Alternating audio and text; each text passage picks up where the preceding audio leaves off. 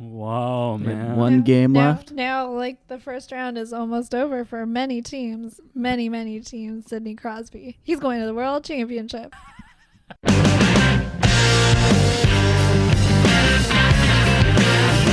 Oh, we get a lot of shots. Everybody come to their net. We just have to get more and more pucks to their net. Pucks on net. Pucks on net. Putting pucks on net. We used to talk about in Vancouver getting pucks on net. What were you saying about putting pucks on net? Continue to put pucks on net. Pucks on net! Put pucks on net and get lucky sometime. Pucks on net and driving and making a hard night on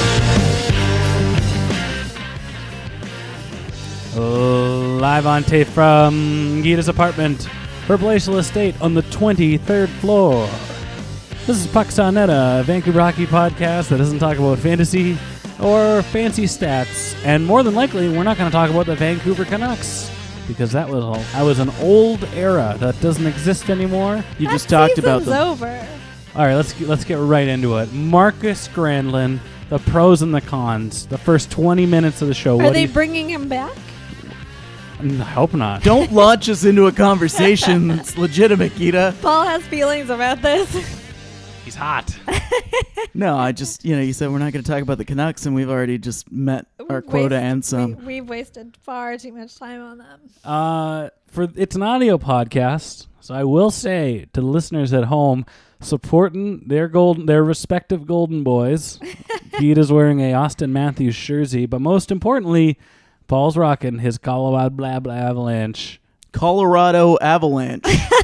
If you're going to be in broadcasting, you should be able to enunciate. Paul is taking back the Avalanche. This is podcasting. There's a difference.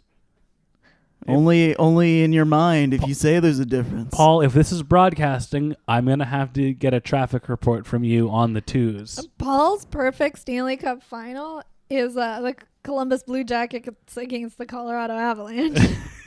I've got both represented on my person this evening. On my purse. Everybody wins. But yeah, I just wanted to point that out, and I'm glad you wore that. Well, I don't think I've worn it since the gag gift at the start of the season when you gave this to me. So I figured I might as well, get some wear in, maybe try to spill some coffee on it. Look like I've actually used it. I too have not yet worn my jersey. However, I have recently coined a hashtag. Jets fly together? Oh, that's yours. I think it's a better one. We should have a vote. There's a poll question now. You want to have a poll question about a hashtag you don't even use? I use it in my text messages to you all the time. Yeah, Jets fly together. It doesn't get better than that because Jets are in the air. What? My hashtag was we are all Jets. And it's got Evander Kane on the back, and he's been, playing with his buddy Hurdle, and now he's just a turtle. He didn't turtle against Ryan Reeves, though. Didn't he? After the hit? Paul, you and I have been texting each other about big hockey hits the last 2 days when the other one has been busy, and I quite like that. So I texted Paul, no context, no combatants. I don't think I had talked to you most of the day. And at like 9:30, I'm just like, wow, what a tilt. And he's like, I'm with my mother right now. What's going on? It's a family dinner. But then today when we were driving back. You were the one friend he expects to be watching on his phone at dinner. None of my family's into hockey, so sometimes I'll put the TV on with the game in the background, but I didn't last night. And then when we were driving home, you texted me, and I may have glanced down. Shh. Then you gave me detailed accounts of Alex Ovechkin fighting Sveshnikov. Your enunciations. How do you say his last name? Sveshnikov? There you go. What team does he play for? The Colorado Avalanche? No. Do your homework, Ryan. He plays for the Carolina Hurricanes. So it was a good fight. I just read Who won that? I've been driving all day to get here, journeying from the North Shore, and let's go to the town. I have no idea what happened in the third period of the two games this afternoon. This is terrible. Toronto won. Toronto won, and Carolina also is won, I'm guessing. 5-0 late in the third. They're going to win that That's one. their first home game in nearly 10 years, like playoff home game. Yeah, and every time the Carolina Hurricanes get in the playoffs, they go to at least like the East Final, it seems. It's exactly 2009 was the last time they were And in the then playoffs. before that was 06, and then before that, actually, well, I mean, the most memorable times, I couldn't tell you the mid-2000s history of And that Stanley playoff Cup history. win really resonates with you. Love that team. Corey Stillman was on that team. I feel like they made the playoffs a couple times in those Cam Ward years. I feel like they got a little bit out of that core that won the cup. Well, you want to look that up while I do some plugs? No. Okay. Let's just keep going. I want to thank you for joining us, wherever you guys from. Make sure you follow us on Twitter at PucksOnHeadCA or PucksOnHeadCa. No Dave this week. He's wearing a SARS mask at the moment. He's in a bubble. He's in a bubble. He's not feeling well. Playing Trivial Pursuit. The Moops. The Moops. I hope Squampton listening out there gets that one. Doesn't have Twitter. That's anymore. actually the new team or the name for the Seattle NHL franchise, the Seattle Moops. The Moops? It's a great name. Well, I mean, hey, it might be a typo, but don't quote us on that. And if you want to support the show monetarily, you can head over to patreon.com/pucksonnet, where you can pledge a couple of bucks. And you can get access to all our bonus content. After the show, we do 5 minutes for paying. This week, P Mac and I, we've written in pencil on the calendar that we're going to do a Patreon show this week. Yes. I don't know what we're doing. Ooh, an Easter special. Yeah, it'll be mostly about Jesus. So get your biblical questions in. He will rise on the Patreon. Hey, greatest goalie of all time. Jesus. Saves left and right. Gretzky scores on the rebound. Great. That's a good biblical hockey joke, which is what we're looking for That's all I had. on Patreon on Thursday. The day before Good Friday, so it's Great Thursday. Yeah, I mean, we got lots more where that came from. It's not the only one I had. Have you been thinking to yourself, how can I waste a little bit more money in my life? Well, we're not going to do that on Friday. I just want to let you know. But a couple of bucks, $5 a month, Patreon backers, patreon.com/pucksonnet.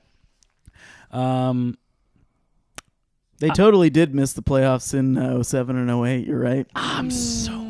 Well, hey, when you're right, Geeta. You're right. I mean, I was getting tired of being right about so many things. Do you want me to... Duchesne. Do you want me to play another example of you being right? I'm sure. I'm not going to say no when you set it up with that much excitement. You should really take it, because he doesn't like it when I'm right.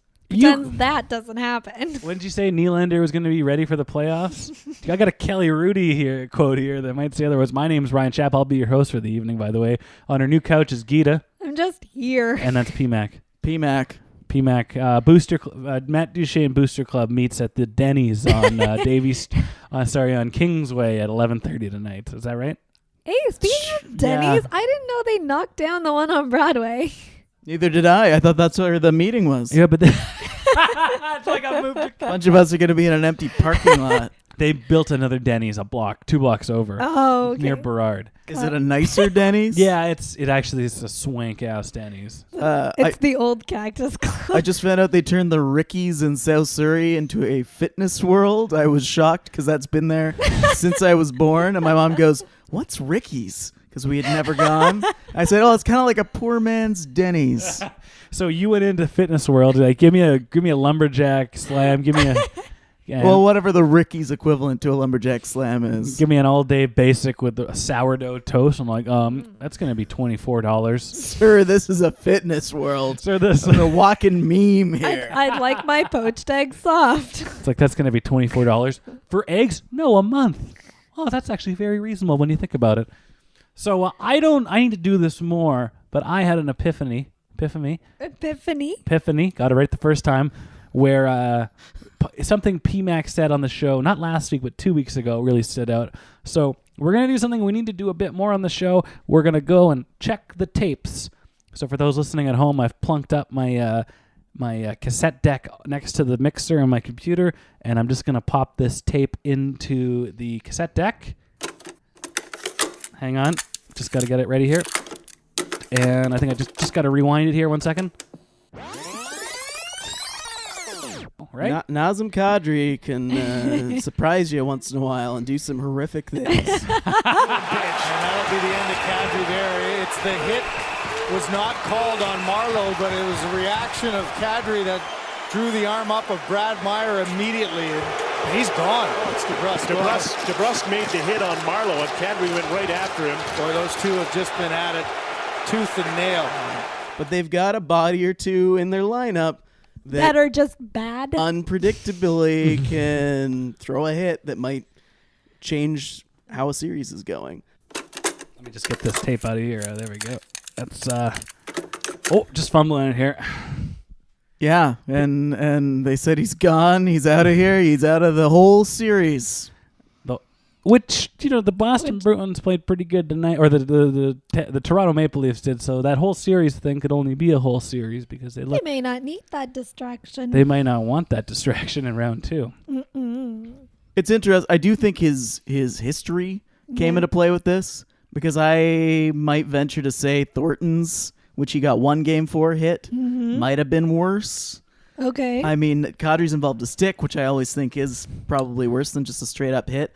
But the Thornton freight train that came down the middle, it wasn't even like a chicken wing. He just went straight on shoulder into his head. He went to move, but his arm and his elbow didn't move as quickly as the rest of his body. That happens to all of us.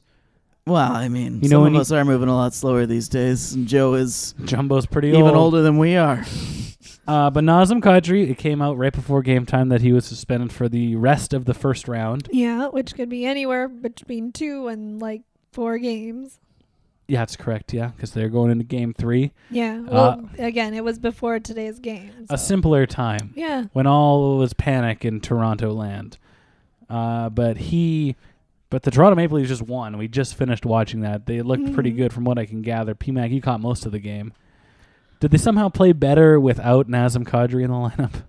It did look like, I mean, I wasn't watching the game as closely as I could. The first goal was answered back by the Bruins really quickly. Okay. And then the Maple Leafs seemed to have a lot of energy. They seemed to be feeding off, I don't know, the crowd. It seemed like to me like there was definitely a buzz as you get in Toronto. Were they still giving John Tavares a standing ovation for letting him know that they still love him and those mean boys in Long Island, they don't mean anything to them? Possibly. Oh, okay. Because I know Toronto hockey fans are never excited or passionate or think their team is any good at other times. Heavens, no. They hardly know they have a team there. Well, most of those seats they can't get to in that Scotiabank Lower Bowl. It's all those suits are occupying them. But this is one of those. I'm glad they're punishing this and the Thornton hit and. They're laying down the law on some of these things, but I do find it humorous in a weird way that the NHL goes into the playoffs saying, hey, you know what? The refs put the whistles away. You get to see real hard-nosed hockey. You can hook and you can slash. You can cross-check punch. In the face. You can cross-check. You can, throw somebody into the wall. Boarding's a little, you can get away with a little bit more. You can lick guys.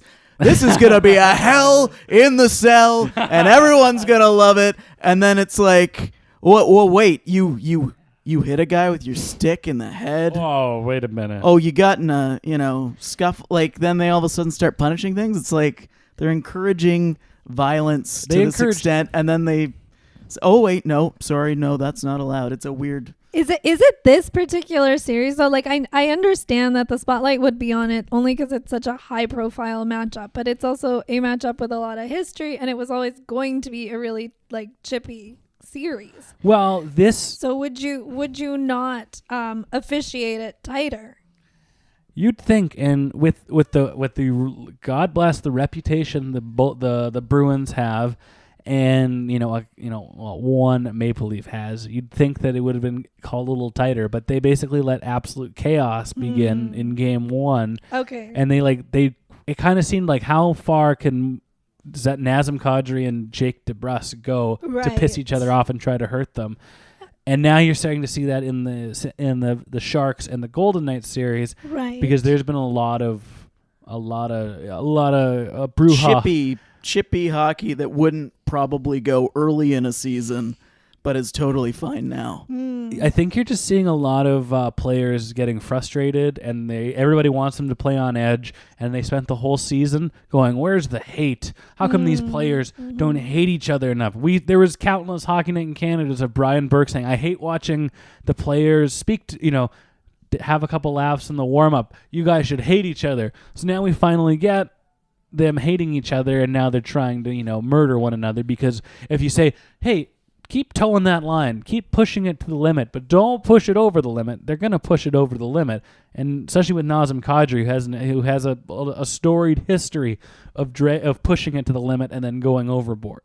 It's just natural that, like, if you draw the line in the sand for what's excessive violence in the regular season, and then that line is, 4 miles down the road come playoff time, you're naturally going to get worse, more grotesque acts of violence when you cross that line, because you've allowed so much that would have been punished previously in the regular season. And it goes back to, we don't want to beat this dead horse, and we've talked about it. Everyone's talked about it in the playoffs. The refs don't want to decide a game, but by not calling penalties, they actually are the ones deciding the games. And I don't mind hard, heavy, within the rules of hockey. You can still play a violent game within the rules of hockey, but people are doing all sorts of garbage, and then it just leads to people doing really potentially dangerous, scary, I could paralyze a guy violence, and that's what you're seeing with, like, Nazem Kadri there. Or Joe Thornton. Or Joe Thornton's hit. Or Nikita Kucherov. The Kucherov hit, the league MVP, highest scoring guy, is going out of his way to, charge a guy and go for a headshot. It's like, if you don't call the stuff and, get the guys to pump the brakes, at least in the breaking the rules type of stuff, they're going to just keep amping it up, because that's the nature of sports. They're going to keep amping it up as close to the line, and then eventually someone's going to cross the line. And they found it this week, but it didn't need to get that bad. Like, hockey still shouldn't be just chaos come playoff time. Well, it was like, you look at the St. Louis Blues Winnipeg Jets series, which is touted as that's going to be a big, tough, hard, mean series, and it's all that. But in those 3 games, there hasn't been any bullshit or any chaos. Those two teams don't exactly hate each other. They didn't play each other since December. Right. The San Jose Sharks and the Vegas Golden Knights, they hate each other. That's their rival. The Toronto Maple Leafs hate the Boston Bruins. Right. That's their rival. So you have 4 teams that are, it's like, well, now it's the playoffs. Now we can get away with more. Now we're really supposed to hate these guys. Yeah. So, of course, people are going to act in a moment of passion and anger and do stupid things. It's bound to happen. I just think that because all of a sudden they're playing this way now and not through the whole season like the way the NHL used to be, they don't know how to, regulate it, essentially? Yes, to not go overboard. And then you look at, we're also more aware of headshots. Like, I'm sure all sorts of stuff happened back in the day, but up until 2004 or 5, nobody even talked about, like, head injuries to the extent that they should be talked about. So you had Scott Stevens was the MVP of the, New Jersey Devils so many years, just because he would go out of his way to throw hits that now we'd all, some of us anyway, would throw up just seeing some of those hits be delivered. But then I didn't really like that Jumbo got such leeway for being such a grizzled, fun-loving vet. Right. He got a illegal hit to the head call, which I think was just 2 minutes. Okay. In the game, and then he did get suspended. Yeah. But yeah, did it come out how long? 1 game suspension. Paul said, yeah. I don't think he has. I don't know. I thought Paul said that. I haven't seen the hit, but Paul said it looked worse than what Kadri did. I didn't like it. I didn't see it live. I saw the replay from 2 or 3 angles. The difference between there was some intent there to run a guy straight dead on between the eyes. Is it because Kadri is a repeat offender? No. And because I saw that list of offenses. The list of offenses is one thing, and if you put that in with the hit in a vacuum, with the cross check to the face in a vacuum, it looks terrible. Okay. But immediately before the play, Jake DeBrusk ran Patrick Marleau into the stanchion or the curved glass. What were the consequences for him, by the way? There aren't any. Which is, again, it's a little questionable. So Kadri stood up for, 50-year-old Patrick Marleau, and if you see an old man being hassled by a young punk, you stand up for him. So obviously it's dirty. Obviously it warranted a suspension. Yeah. But I'm like, sometimes you got to stick up. It's just like Sean Avery on Instagram. Sometimes you have to stick up for your 20-year-old, a guy that's been in the league 20 years. It's a control thing. And I think a lot of people have brought that up with Kadri, where he'll do these things. You are supposed to police, especially if you're that guy on the team that he is. Right. But you can go in, give the guy a shot in the gut, drop the gloves or whatever. That's different than going in and deliberately smashing a guy in the face with your stick. He has an issue with deciding, I've got to do something. Red mist. And instantly does one of the more vicious options, right, as opposed to, more traditional code, whatever you want to call it. Code violence. Which, it's such a nuanced thing. But watching hockey, I'm fine with the playoffs being tough and rough, but I'd rather see them call hooks and this type of stuff more, force the players to play the tough game within the rules. Well, you're going to get guys skating harder to catch up to guys as opposed to being lazy and just obstructing, and then the line will be drawn lower and it won't escalate to this type of stuff, at least not as often. The big argument is that we don't want the referees to be deciding this series on a chintzy trip or a hook or an obstruction hold. Fine, I get that. But when you stop calling everything, the players are expecting to play a certain way, and then the referees decide to say, no, wait, after all, that was a penalty. Yeah. So with 3 minutes left in the third period, the power play goes to this team.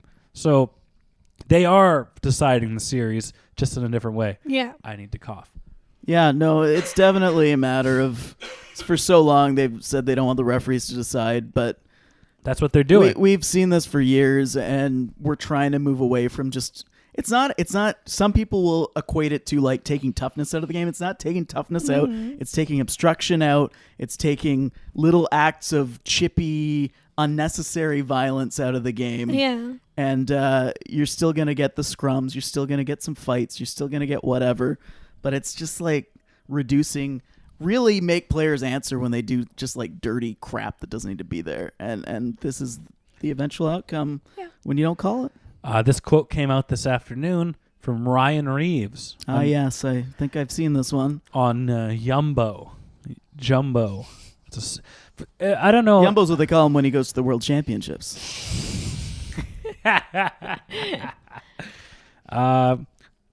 Reply to the no-sick hit. So he basically... One thing I was going to say was, in the heat of the moment, Kadri leveled him. And at the other time... Joe Thornton just skated by and said, I'm going to hit you in the head now. Right. And that's what kind of really separates them. Okay. Two different hits to the head.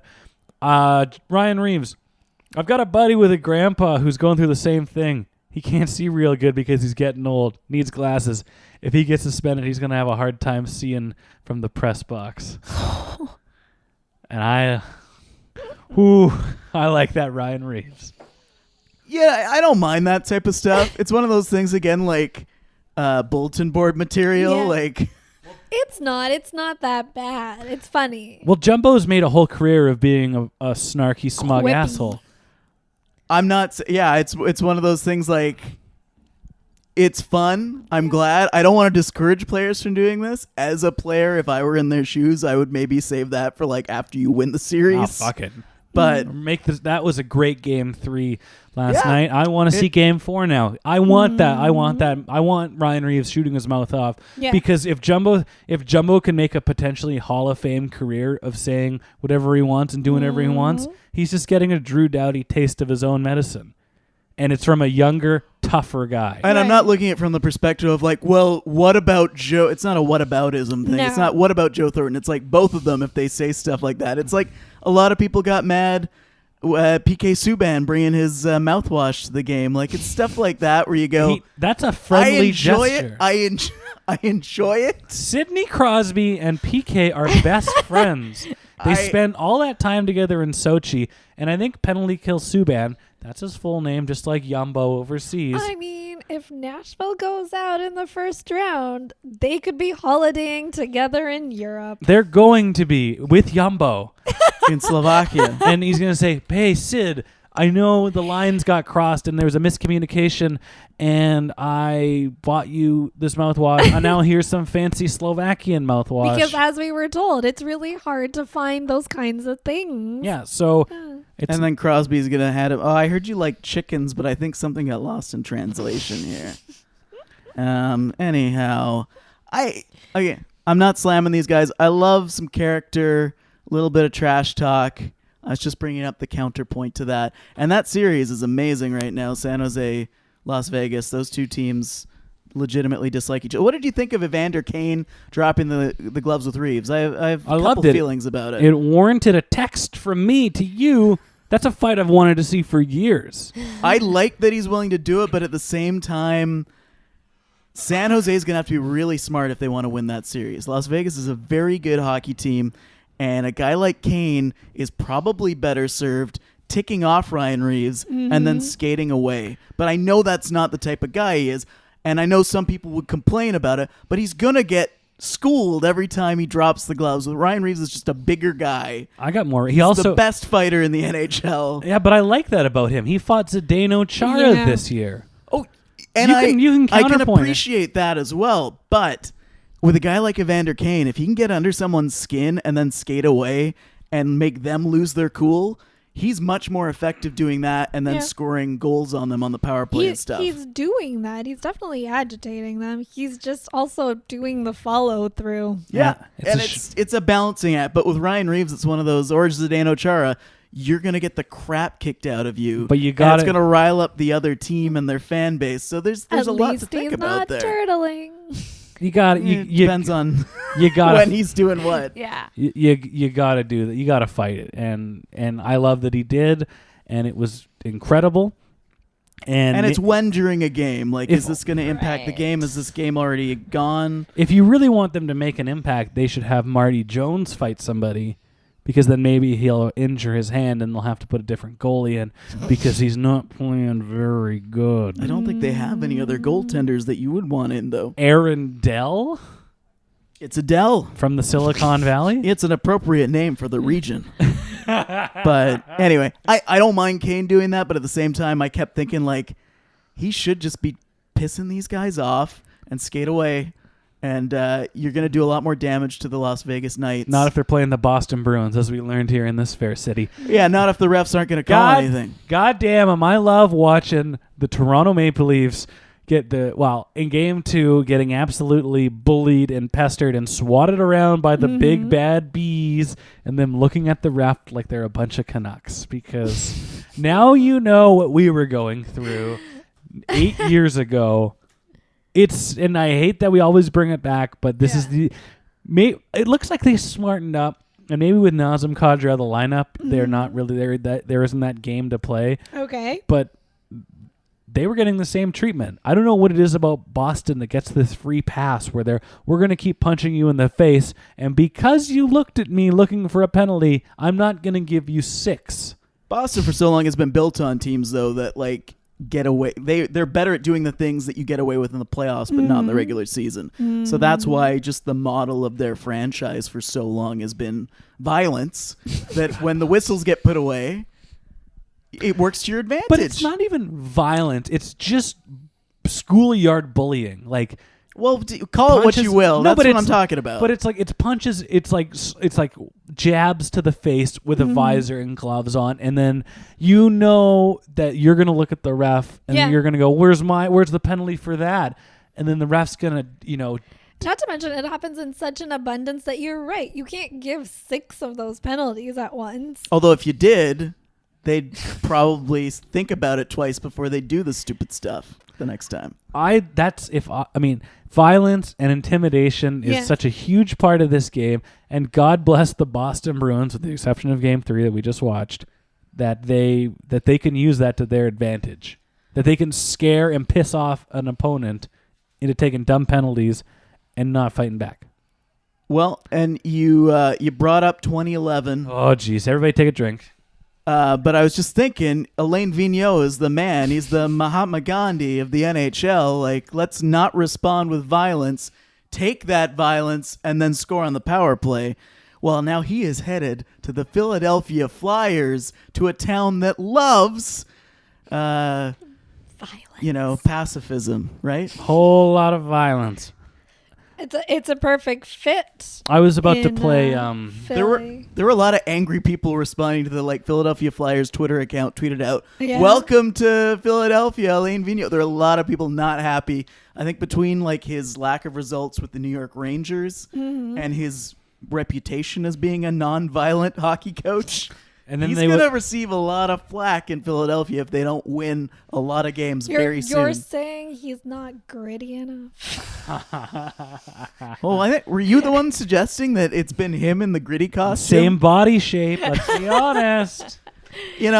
Stranger things have happened. I always hated when he was the Canucks head coach and they wouldn't push the violence, and then they'd always say, he's no secret to that. That was his nickname in hockey, or when he played hockey, was Bam Bam or Boom Boom or whatever it was. I'm like, can Bam Bam show up? Can you fight the Bruins? Can you fight the Flames? Please, just come on.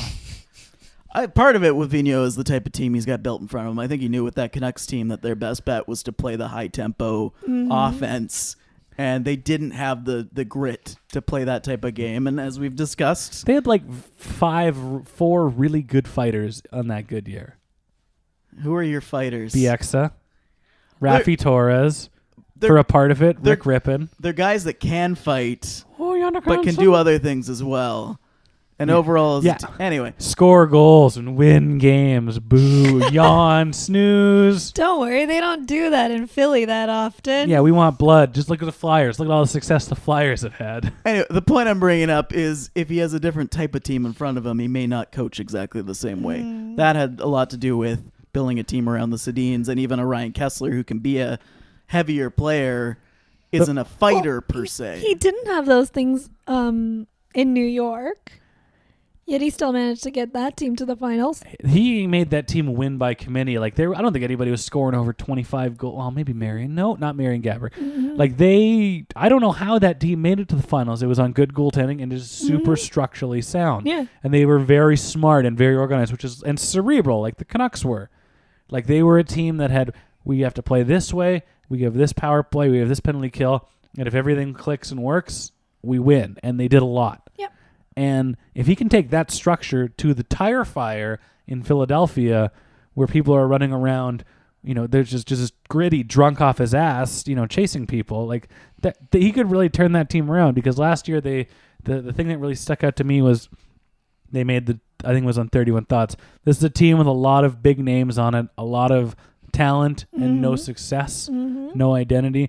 And then if you kind of look at it, they still have Claude Giroux, who's incredible. Right. Jacob Voracek, who's incredible. They have a second overall draft pick in Nolan Patrick. They have another Brandon Wheat King and Ivan Provorov. They have Shane Goss to spare. They're finally Couturier and Sean a lot of the Couturier. secondary offense guys are very talented and had stretches this season where they looked very good. Didn't they get Hartman too? They got Simmons. they got Hartman in that, and I really like Hartman. Yeah. There's a lot on that team, and they have Carter Hart. Carter Hart's coming in, and Vigneault's always had a good goalie when he's been successful, and Hart definitely looked like he could be a legitimate NHL goalie next year and beyond. And any of these dumb Flyers fans that think that, they're not a tough team, they barely fought last year. They were one of the least penalized teams for a lot when they were being successful. And it sounds like a team that might do well under Alain Vigneault. I think it's a really good fit. And they have a lot of gritty guys that aren't fighters per se. I know they got gritty there, but what about the guys that can play? Bodies who could drop the gloves. That may be exactly it. It's that they've lost their identity, and it isn't the identity that they had in the 1970s. They have that identity. They've given it to gritty. Yeah. You will be the tough. They've encapsulated it within but the team on the ice doesn't, and maybe now they can define themselves going forward. Hi, we're actually skilled and talented, and we don't want to be the Broad Street Bulls. And Eric Lindros hasn't been here for a long time. Oh, all right.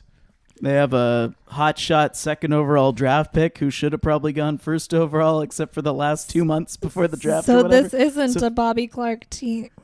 No, it's a good team. If he can have a recovery, and he's still only 20 years old, there's a lot there. There's a lot to work with. Speaking of old coaches, Joel Quenneville got hired. Actually, Bob Bugner was fired early Sunday morning as soon as the season was over, because they had a new, prettier prom date, and that was Joel Quenneville. and he's making something around like between $5 and $6 million a year. Okay. They've Vigneault's making 5 by 5. I think his deal was. Really? That's almost 5 by 4, Jay 5 by Beagle 5. money. Yeah, I was gonna say that's almost Louis Eriksson money. Almost. And he seems to be promised a lot. They had Dale Talon. I listened to Dale Talon on 31 Thoughts. We promise you will win. I think they've been promising him a couple of key Russian pieces in the deal. He certainly has a good relationship with Panarin. Mm-hmm. It's just becoming the Chicago Blackhawks Part 2. They've just moved south between, the GM, the coach, Panarin coming in. I'm sure they'll acquire Kane at some point. Brian Kane. Get him. We need Kane. Just take whatever you want. And somehow they're better. How does that work? But that's another thing. They had 2 90-point scorers on the Panthers last year. Sasha Barkov. The kid looks legit. People don't talk about him enough. Yeah. They had 2 players in the top 10 of scoring, and obviously there's this weird albatross regularly injured elephant in the room that nobody wants to talk about, where Roberto Luongo is saying, I really want to be a backup, guys. And like, that's great, but oh no. Like, I think they're going to get like Trump's doctor, that weird gray-haired man, to do his physical. It's like, yeah, you failed. I didn't do anything yet. Yeah. That's the eye test on you, kid. Oh, that's right. He's being told he's injured. You're hurt. Go away, because your cap hit hurts us too much. He's going to have the Incredible Hulk walk back to Vancouver. Luongo said he won't play anywhere else, although it did cross my mind. It would be interesting to see him jump into some role somewhere where they might want a veteran backup. What if we had an outdoor game that he could play in? Well, I was just saying. They got that new route. We'll open what the if roof. the three of us organize some outdoor game? We have a trade to announce. I think you're going to want to hear this. I just thought, because he was, he has earned every right to be stubborn. Right. And he kind of calls his own shots, and he did in Vancouver. Yeah. If they've got the team coming up to him and saying, you're too hurt to play, if I could see anybody saying, no, I'm not, it'd be Roberto Luongo. Mm-hmm.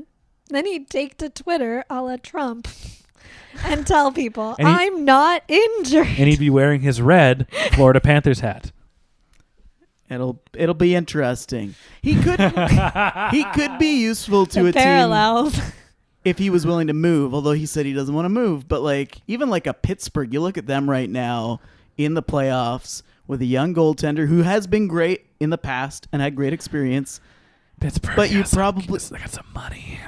They got to figure out that cap problem. Oh yeah, no, they couldn't afford it. But I mean, they didn't want that other French Canadian goalie. Why would they want Luongo? The older Marc-Andre Fleury, the less successful and older Marc-Andre Fleury. I'm just saying, I'm thinking of examples. Of That's course. where it came off to, where a situation where you have a young goalie who is successful, even Right. Philadelphia with AV going there. Yeah. And you have the young goalie, but you want the veteran that can impart some wisdom, has accepted the backup role. But if you get into trouble in the playoffs and you need to throw a veteran or a different goalie in because your young guy is not, he's Grubauer last season going into the playoffs with the Caps, who's looking great this year. But last year... He's on the TV right now, folks. But last year, not so much. But yeah, Luongo, if he could go back up somewhere else if he was willing to do it, could be a useful part. It would involve Florida swallowing, salary. So Vancouver's paying him, Florida's paying him, and somebody else would be paying him. Well done. But it'd be interesting. He's getting 3 paychecks.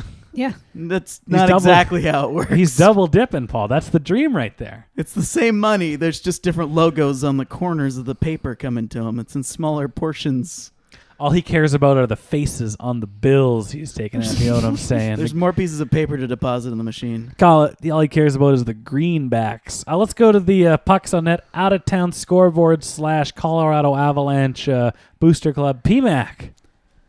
Oh, yeah, I think that was Nate McKinnon. We're talking. So, yeah, but Nate, did you see the winner he scored the other night? That was incredible against laser the Flames. beam? Anyway, yeah. While we're on the topic of the Avalanche, you guys want to talk about the draft lottery? I thought Colorado had the best tweet going into that. What was it? They're like, we almost overlooked this. It was like a quote of the NHL, I think. Oh yeah. And then we remembered. It I mean, you want to talk about Canucks fans can harp on the draft lottery luck or lack thereof. Mm-hmm. I mean, sure they have won the lottery a couple times, but this is the second time where they've had the the best chances they've fallen to 4. Colorado has? Yeah. Mm. The last time they actually were the worst team in the league. Oh. This time they just owned the pick of the worst team in the league. But yeah, they dropped 3 spots both times. To be which is fair, pretty they bad luck. owned the pick of the worst team in the league that year too. This has got a different logo in the corner. It's like a Roberto Luongo check situation. You know what I'm saying? Yeah, I think that's what I said, but Sure.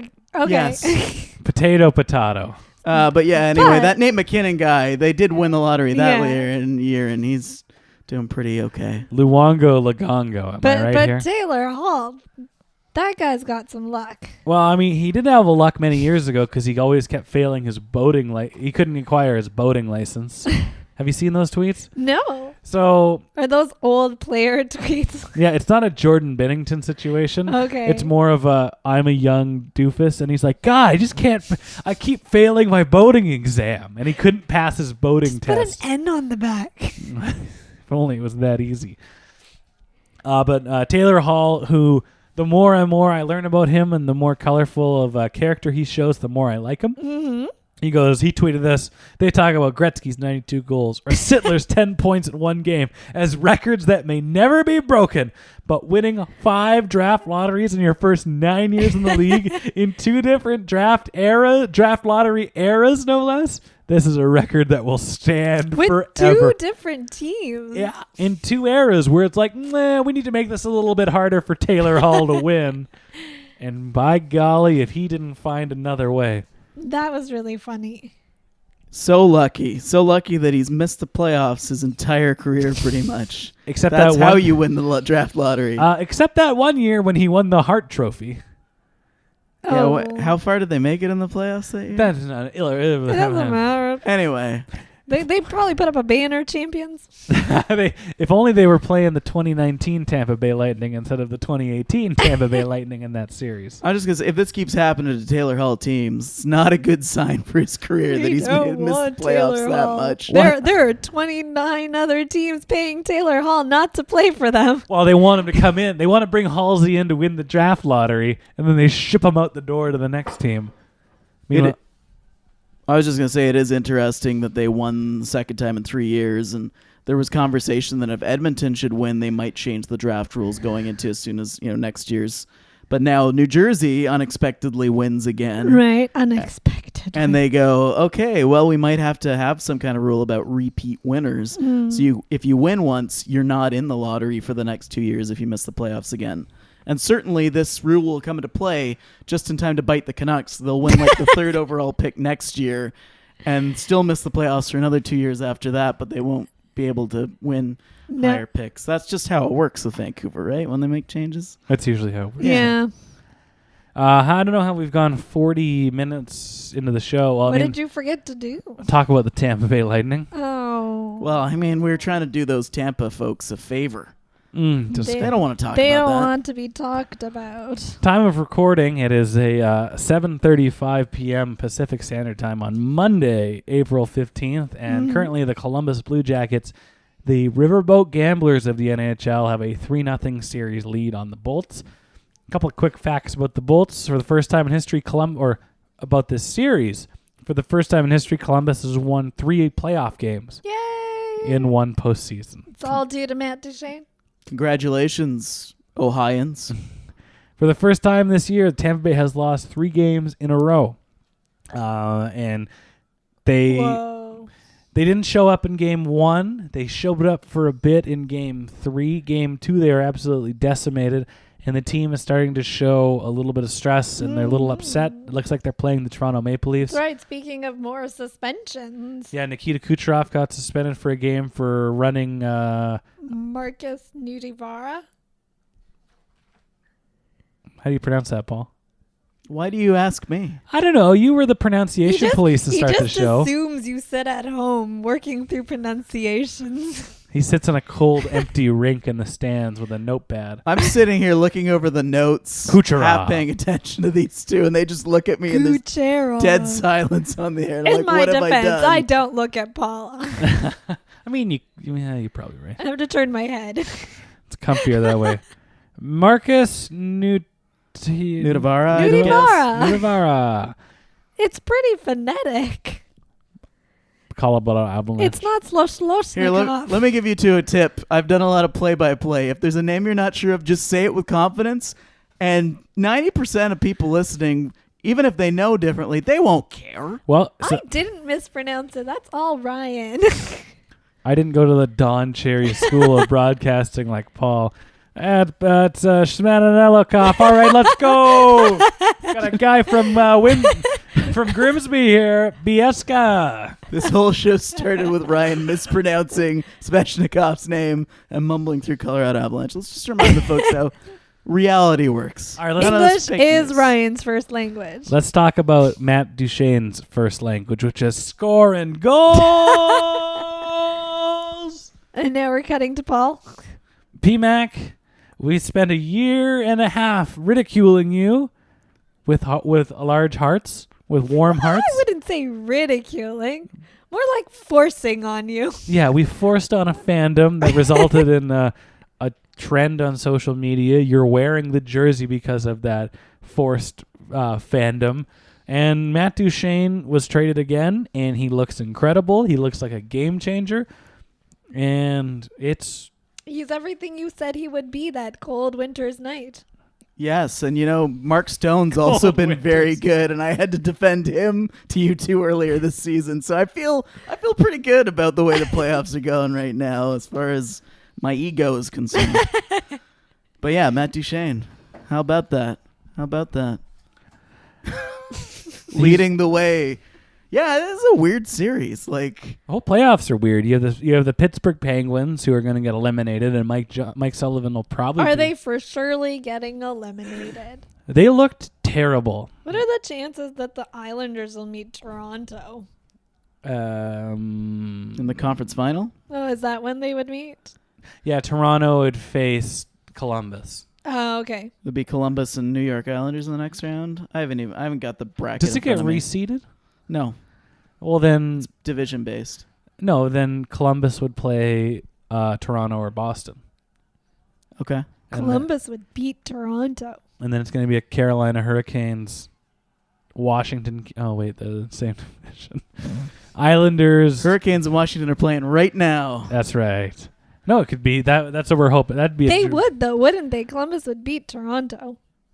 I think if the Columbus Blue Jackets sweep arguably the best team in the last 20 years, who beats them? Mm-hmm. They're big, they're tough, they're playing smart, good playoff hockey. They went out and bought an entire line just like the Vegas Golden Knights did. Like, look out! I mean, they could fizzle out. You never know. They meet the Hurricane. That's a series we all want to see. The Jackets against the Hurricanes in the East Final. Whoa! Because the Hurricanes, they only go to the conference finals. Hey, anyway, it's interesting with both of those series, though. Yeah. If anyone could come back in a series 4 games in a row, winning 4 games in a row, you'd think, theoretically, I'm not predicting this will happen, but it'll be worth watching Game 4 and potentially 5-6 because Tampa could flip a switch. They're that good. Yeah. And all of a sudden win 4 in a row. And even Sidney Crosby and crew in Pittsburgh could do the same. Again, I'm not thinking that's probable, but that's why we watch the games, because those types of guys, when you have a Malkin and a Crosby, if they decide to take over a game, they're the type of players who can have massive games. Can they take over 4 games and have 4 massive games? I think they could. Like I said, I'm not predicting it. I don't think it's probable. But if I were to pick teams that could flip a switch and do that, those would be 2 of the teams, I'd say, this season that have that ability. One based on their collective talent and the other based on having a number of game breakers in their lineup. They don't look good. And they look like they're just waiting for opportunities to come to them, and those opportunities would have come to them in years prior when they were working their asses off, and they're not working hard, and the Islanders are just giving everything they have. And I think Mike Sullivan, the hard ass yelling is muted. The Tortorella acolyte. I think that honeymoon's over, and I think that you're going to see guys like Hornquist or Phil Kessel or whoever's flavors of the month. Bukestad, they got to move them out, and they got to because as long as Gino and Sid are good and healthy and productive, like, you have a chance. Which will be another 2-3 years. It's at least, I don't know if Joe Thornton can be. They're a more injured twosome than like the Kane and Taves. Yeah. That's true, but they've still, like, if they're not too banged up and healthy, like, you need to tinker. I thought AV would have been a good coach in Pittsburgh. That might have been that would have been a better fit, wouldn't it have? Because he's a win now coach, and you look at, and he's and AV had win now and likes to coach pacifists, and he has superstars. Yeah, The Sedins are great, and they were amazing, but they're not Sid and Gino. They're not even close. And that could have been a guy that gets that dressing room in the right direction and on the same page, and they win now. They make some changes, but like Mike Sullivan, I mean, I don't see him coaching there anymore.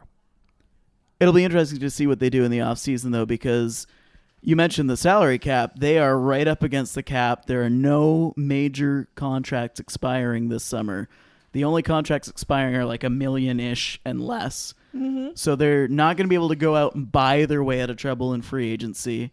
They're going to have to get creative. And Mr. Rutherford's never been afraid of making a deal here or there to mix things up and to change things. So, yeah, a new coach might give them life. And I brought up 2 or 3 years because, honestly, you start thinking about it, and you can't guarantee Malkin and Crosby, especially with injury history, are going to be able to be impact players beyond 32, 33 years old. So you want to probably go all in, mortgage the future if you think you can still win in these next 2-3 years, where that window will all of a sudden close suddenly for Pittsburgh, and they'll have to reboot anyway. So it's a matter of, like, do you start the reboot now? I think you still try to win because you still got the type of guys that could take over a series on their own if you get them the right supporting cast. Yeah. Be interesting. What do we got here? 53. Let's go to some questions. Okay. Because we got some good ones. We got a lot of them this week. And if we don't do them all, we'll save them for Thursday's Patreon show when Paul and I mill about. Oh, I'm going to potentially be having to go to Saturna Island in the evening that day, Paul. Oh. So that's at like 5:30. You can kick me out whenever. And, well, I mean, you can come with, but it's not very exciting there. That means it is exciting. He's trying to keep me away. Exactly. Why the backhanded invitation? It's not that exciting. There's not like a big water slide, and it's really fun. And Paul, did you think I said Saturna Island? I said the planet Saturn. I'm in the club with Elon Musk, and we're going to explore to see if there's life on any of the moons. But don't go too far. I'll be back in time for the next podcast. You don't even like science fiction, Ryan. You don't even... Jupiter's the one with the ring, right? God, jeez. There are rings. There's 16. Those are moons. Is there 16 moons on Jupiter? Okay, Saturn is the one with the extensive big rings. Other planets have small ones that aren't usually portrayed in visual representation. And the rings are like clouds of dust and It's just matter junk. and stuff. They're not actual just rings, like not like rings in a tree trunk. I forgot that both of you worked at the observatory, The planetarium. the H.S. McZillan Planetarium. I would love to work at the planetarium. That'd be so much fun. We're going with a bunch of nerds here. Left Coast Leafs podcast, who I think they're from the island. They're Leafs fans. Would love to know the perception of Kadri from another fan base besides Boston. Where does he rank as far as other hated players? Give it to us straight. I mean, he's pretty up there. I feel like any fan base who has seen him throw one of these dangerous hits on one of their players is probably going to be even more biased, and I can't, unsee him throwing that headshot on Daniel Sedin. Was that 2 years ago? Mm-hmm. And it's just one of those things we're seeing it repeatedly where he has choices. He can go in and smoke Sedin with a clean hit there, but he doesn't. He can go in on this one, give a guy a shot in the gut, drop the gloves, but he puts a stick in the guy's face. I do think he's one of the dirtier players in the league. I think Marchand's in his own stratosphere. But, Kadri's pretty bad. I think it might be your microphone. Yeah. Because we've switched cables. If I shift, it crackles every now and then. He is not one of those players that, how there are players like Marchand when you don't like him when he's on someone else's team, but you'd kind of like him if he was on your own. Mm-hmm. I don't know if Kadri has that. You're kind of getting the sense that if given the option, you wouldn't want him on your team. No. He seems like a bit of a problem. Mm-hmm. Maybe he doesn't work too well with others. I don't hate him because you're there's going, again, like we talked about the whole start of the show, to toe that line and to push it to the limit and be, tough and try to be violent but not too violent. Mm-hmm. I get that. And when he's playing smart, it just seems like he's not learning. He doesn't play smart consistently enough. It's like Tom Wilson. I think it was the NHL player safety was this year, we're watching Tom Wilson play very closely this year, and he's figured it out. Yeah. And I just don't think that Nazem Kadri has figured it out for a long enough stretch. So I don't hate him. And he's not a young guy, but he's been in the league far too long for him to say I haven't figured it out. Yeah, and there's not a lot of hockey players in the league I hate. No. Even the dirty ones, there's a reason why this is hockey, and there's a toughness element to it. Nobody really outwardly offends me. So I don't hate him. But I'm not mad at him. I'm disappointed because he could be a really good, effective player, but then he just randomly, a switch goes on and he's a fucking idiot.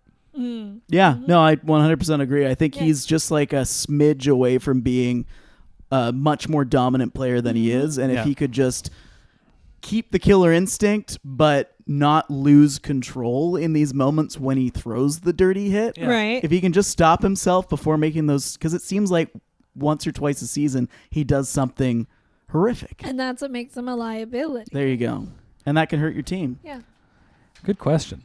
Nathan Yakic at NY Yakic, who I believe is a longtime listener in Pittsburgh. Oh, as a Pens fan. He also sends questions all the time. Yes, he does. As a Pens fan, would any of you be willing to tell me anything? Tell me everything will be all right and cheery and they'll totally come back, right? Which is the opposite of the stuff that we've said about them. Yeah, so Nathan, and if you're still listening, and especially Paul thinks they'll come back. Yeah, go back. Go back and listen, and when Geeta and I start talking, just hit that 30 seconds forward, 15, whatever you got set for, or just mute it, and only listen to Paul. These are game breakers. They're the best players. Well, Sidney Crosby's the best player. He was on that top 100 list. Geno Malkin, he's a bum. He couldn't make the top 100, but Sid can do it. And you got Eric Goodbranson, you got Jared McCann, you got one kind of good goalie. Things are going to be just fine over in Pittsburgh in Steeltown. Also, ignore the cold open. Yeah. So just listen. I'll send you if you become tell you what, I'll do this. If we get a new Patreon backer this week, a $5 backer, I will personally edit a podcast which only features Paul talking. And it'll be called P Max on Net. And Nathan, that's the show for you. I was trying to be as optimistic as possible. But you did bring up Eric Goodbranson, and when you said that, all of a sudden those equations started appearing around my head as I was thinking, and I go, I'm starting to see why the Penguins are in the trouble that they're in. Oh, I thought you were going to say when you heard the name Eric Goodbranson, the Price is Right music started playing in your head and like when people lose on Plinko or whatever. No, have you ever watched the Price? I forgot how it goes. I was thinking of the Mario Kart song. Oh, no, I don't. Can you do it? Wow, now I can't stop laughing. No, it's pretty hard now, isn't it? Oh, fuck, fine, I'll bring it like, up. Do do do do. Hang on, let me get this. We just did it. Let's keep going. We're already out of time. You got the questions in front of you. All right. Anyway, sorry about you getting double Bobby Orr 44 Eric Branson. He's your problem. But, they could come back. Who? Maybe. Whose problem? Double Bobby Orr, Eric Goodbranson. That was good. I'm glad you queued that up for us. I'll do Let's go to Chris Faber's question. who should be on the cover of NHL 20, the video game. You know who I would like to see on there? Maybe Johnny Hockey. Okay. I don't think he's been on yet, and I think he's or maybe he has. I gotta look it up, but I'd like to see him because he's been so incredible. Mm-hmm. And a lot of people replied to this saying Pettersson, and I don't think that's going to happen this year. Yeah, he's No. not. The obvious choice might be Kucherov just because of what the team did in the regular season and his dominance offensively. I think I might go Marc-Andre Fleury Yeah, because they don't Yeah. put goalies on the cover very often. We had I haven't bought a game in years. Marty Brodeur was on it in like 2015 or so. But So we're he- due for another goalie. He's become a legit star in Vegas. He was amazing. It would be great. I think they really are pushing Vegas as much as possible these days, so that works. there's a lot to like in Vegas too. Ryan Reeves. I really like Ryan Reeves. Except Ryan Reeves, NHL is going to be like Punch Out, like the old Mike Tyson punch Mike out. Tyson Punch Out. Mario's going to be the ref. Hey, Lemieux or Super Mario? Both. Anyway. Just in a mustache and a it's red a hat. me, a Super Mario. Oh, wait, sorry. It's got to be. I can't do French. After To I me, tell a you. Mario Lemieux. There you go. I It's played on me, the a Penguin. Mario. That would be great. Yep, Yeah. that's okay. So we're going Marc-Andre Fleury. I'll save. We don't have time for Pagani's question. Do you want to know what question? Yeah, skip it. Do you want to know what the question was last time that I skipped? Okay. She goes, ask them my fun fact. And my fun fact was, which LA King owns a sleep number bed? Oh. And then you told me. Yeah. I thought her question was the one. I remember we had the debate. It was who are bigger nerds, Harry Potter fans or wrestling Oh, fans? jeez. We don't need to have that debate in this forum. Some people got very mad at me for just saying, hey now. Anyway, it was Dustin Brown. Okay. I was going to guess Dustin Brown because he's, And she knows had some this injuries. because she got a sleep number bed delivered to her. Yeah. And somehow the subject of, hey, I just delivered a bed to Dustin Brown's house. Okay. And so there you go, listeners. If you want to know why Dustin Brown looks so refreshed, it's because that's that fantastic, comfortable sleep number bed. Are they one of our sponsors now? No, fuck them. Ah, We'll save the rest of these questions for the bonus show on Thursday, Paul. okay. Mm-hmm. And then just wrap up the show. Yeah, we got to finish watching this Colorado Avalanche game. They are dominating tonight. I did pick them to beat Calgary. You did? I did. Interesting. I didn't post anything publicly, but I did do up one of the brackets on NHL.com. Oh, I posted my bracket, and it's messed. I didn't have a bracket. You got to go to NHL.com. You got to do it. Oh, my bracket's definitely not doing well. But I did pick Colorado, so this is good for, again, my ego's sake tonight. Well, you are wearing. You got the colors on your chest. Oh yeah, I was rocking this around town. People were Strutting looking at me, around. going, "Who cheers for the Colorado Avalanche in Vancouver?" This guy. And then he would point to Matt Duchesne's like, I'm cheering for this guy and these guys. If I'm being completely honest, though, in the late '90s, Yeah. when I'm a high schooler, and the Colorado Avalanche we're all the rage. win the cup their first year in the league, and I Yeah. feel so bad for those Quebec City folks who put up with so many bad teams for so long. And plus they beat the Canucks all the time. That they beat the Canucks in the first round that year. I hated the Colorado Avalanche. Yeah. The fact I'm wearing this jersey, I feel like 16 or 15-year-old Paul would spit in my face. I actually really like the Colorado Avalanche. I love them right now. They're a great, fun team to watch, and they're only going to get better with Cale Makar around. No, in '96, I really liked them, and I wanted to get a Joe Sakic Oh, jersey. you didn't live here then. Yeah, I live in Calgary, so Yeah. I mean, You didn't have to endure all the things we yeah, did. and nobody liked the Flames back then, and so we were gonna go get a Colorado Avalanche Joe Sakic jersey, and they were sold out. They were so popular, and they had 88. 89 and 96 McGillney and Bure black skate jerseys. And I was like, Dad, how about I just get one of these instead? And he said, you don't want that. You want a Colorado Avalanche jersey. That's the one you've always wanted. I'm like, but dude, maybe I want this one. It's like, you just want this one because it's here now. Yeah. Trust me, we're gonna want that Colorado Avalanche jersey. I never got it. Never got anything. The place actually went out of business. We had put a deposit down for an Avalanche jersey. Remember when the Canucks copied the Colorado Avalanche color scheme immediately after Colorado came into the league? Hey, say what you will, I still love that two-tone jersey from 2002. Their That's a third little jersey. further along. Well, Good times. The Canucks were just always trying to keep up with the Joneses.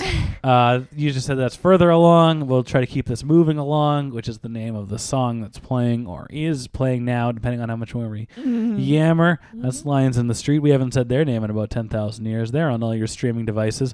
Make sure you follow us on Twitter at pucksonnet.ca or pucksonnet.ca. And if you want to support the show monetarily, you can head on over to patreon.com/pucksonnet, where you can pledge a couple of bucks. You can listen to that band too. You can listen to us everywhere where you stream stuff. And if you can, go over to Apple Podcasts or the iTunes store and leave a positive 5-star rating and a nice review. And if that's the best way to support the show, if you don't want to give us any money, make sure you go follow us on Instagram, where I'm doing my best to be more socially active. And if you're a grandmother, you can like our Facebook page because... Why are you looking at me? Well, Geeta's actually so cool that she has Facebook but never looks at it. She's like, I probably got 60 notifications. My birthday was recently. I don't need to look at them. So if you're wondering at home how cool Geeta is, that is how cool she is. And make sure you head over to pucksonnet.ca. I wrote a blog or an article about Jim Benning's season with the Canucks, and I'm going to do another one about Travis Green's season and the Canucks as a team season. And go like our email, go subscribe to our email newsletter. I haven't said that in a while, and I didn't put one out last week. I dropped the ball. I didn't notice because... We had a bye week for the podcast, and I just kind of said, That and there's no fantasy hockey. Yeah, so right in the spam folder. So go do all that. Patreon.com. Go tell a friend. Go hug a friend. Yeah. Tell your family you love them. Yeah, we all Just saw. seize the day, folks. We saw all. We forgot to talk about the most important thing on this week's podcast, and that is Jason Spezza hasn't played in the playoffs. No wonder the Dallas Stars are playing so well.